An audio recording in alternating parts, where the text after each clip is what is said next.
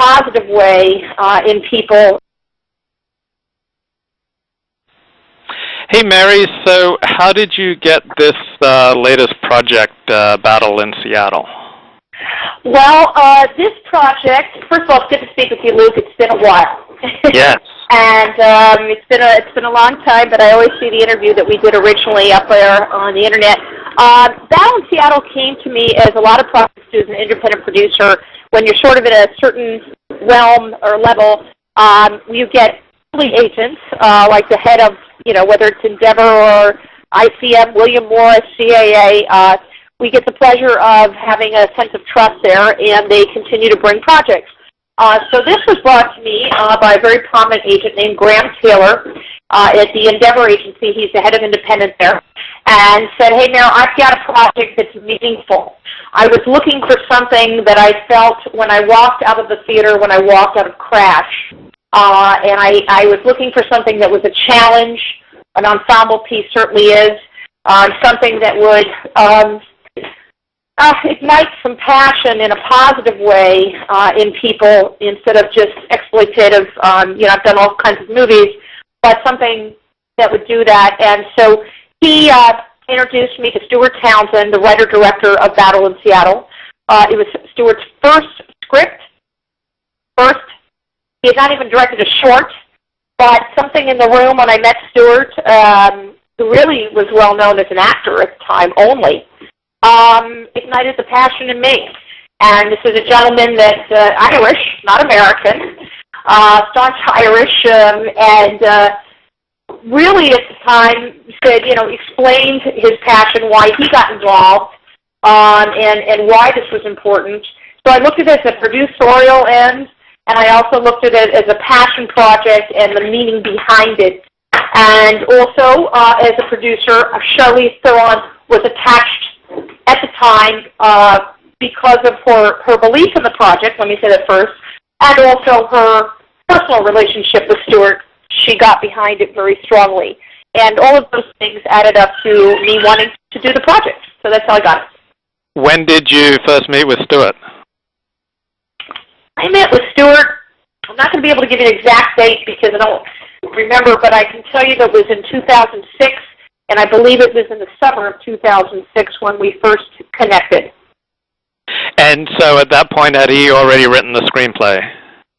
He had. He had written the original screenplay. It has gone through a few drafts by now, now what you see now. But yes, he had written it by then. Yes, and it had been out there a little bit. I actually had a friend of mine who produced Bobby that was looking at it. But I got it right away. I got what the vision could be of the film. I understood it, again, for the meaning of it, but also just as a producer, the value and understanding, just of having, like we could attract a really great cast. That's what I got. Now, I'm looking at IMDb, and there are like 5 people credited as producer and like 8 people credited as executive producer.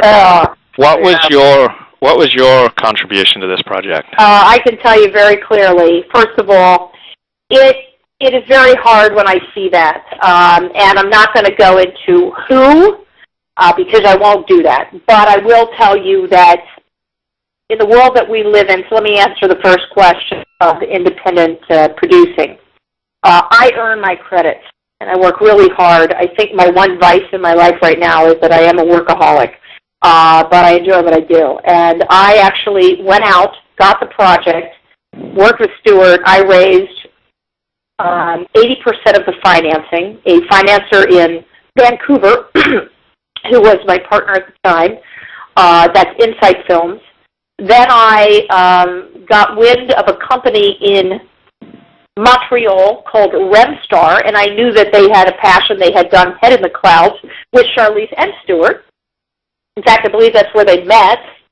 And I had a contact in Vancouver that said, I think they might be interested. So I flew out there, and I closed that deal, and that was the other part of the money. I then met with Ashok Amatraj and Lisa Wilson, Hyde Park Entertainment, very prestigious foreign sales company and production. and brought them to the table as the foreign sales component and doing some pre-sales. And then I brought in a company called Gloucester Park, and Gloucester Park is a very prestigious debt funder. They do, I guess they've probably done over 40, 50 films. And putting all those components together, I actually probably did about 90% of the financing on this. That brought it all together. And that's sort of how I do these. When I spoke at Women in Film, or the Producers Guild of America, people ask, well, how do you do so many movies, one right after the other? There's no ancient Chinese secret, there's an expression, or there's no secret to it. I do like to help people learn there are ways to mitigate investors' risk by putting in a debt fund, equity, pre-sales, and of course now, which was very prominent in Canada at the time, soft monies. We had a 20% tax credit there. So when you mix it all together and sort of mix it up together, it's the sort of producer's vegetable soup, and you put it all together, it can come out really well, and you can mitigate the risk. Now in America, and I'm an American, we have tax credits. In each city, there's so many from 5% up to 41% in Michigan. So most of my productions are now done in America, but back then, that's it. And also the dollar was our dollar was stronger, I should say, so it was easier to shoot in Canada at the time when it was cost-effective. So that's how I put it together. Let me voice my opinion about all these executive producers. Yes. I'm not going to, again, point any fingers, and I'm not going to do it, but I will just say in a generic sense that there's a lot of times people are put on because they know somebody or they bring in a piece of the last bit of financing, or there were a lot of credits put on where I feel that less is more, and I think sometimes when credits are not always warranted on films, and I'm going to leave it at that. So. Yeah. My role, I'll only explain to you in a political protocol here, that was my role and that's what I did. And I'm a very tried and true believer that people earn their credits. It doesn't always work out that way. In Hollywood or all over the world, people get credited for certain things, and they're very lucky sometimes. So we'll leave it at that. I can tell you that Stuart Townsend has worked extremely hard. And he worked extremely hard not only as a writer and as a director, but at the end of the day, we had a very good casting team on. They did Crash. I brought them on. I also hired them on with Stuart because they did Crash. But at the end of the day, Stuart Townsend really brought a third of that cast in, and so did I with Sid Hiller. So, we did everything. It was a pretty extraordinary feat what he's done. He was very direct, very focused, was going to do it his way, but the way that it ended up was the right way. He did a phenomenal job. I have to tell you, it's extraordinary. The critics, it's sort of, when you see the critics' reviews, it speaks for itself. Our distribution is another hard spot because we had an independent distributor, really the guys that executive produced it, come on board because we got caught in an independent company that had done a bidding war in Toronto.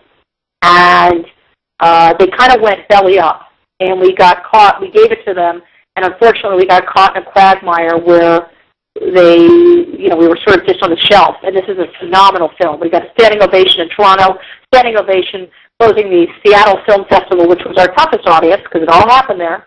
And we got a standing ovation basically in all the screenings that we've had, the prestige, the festival screenings, pure standing ovation, and not a quick one, long ones, And this is a great film. The unfortunate thing is with limited advertising or P&A, it's hard to get people in sometimes. So word of mouth is what we are hoping for and still hoping for.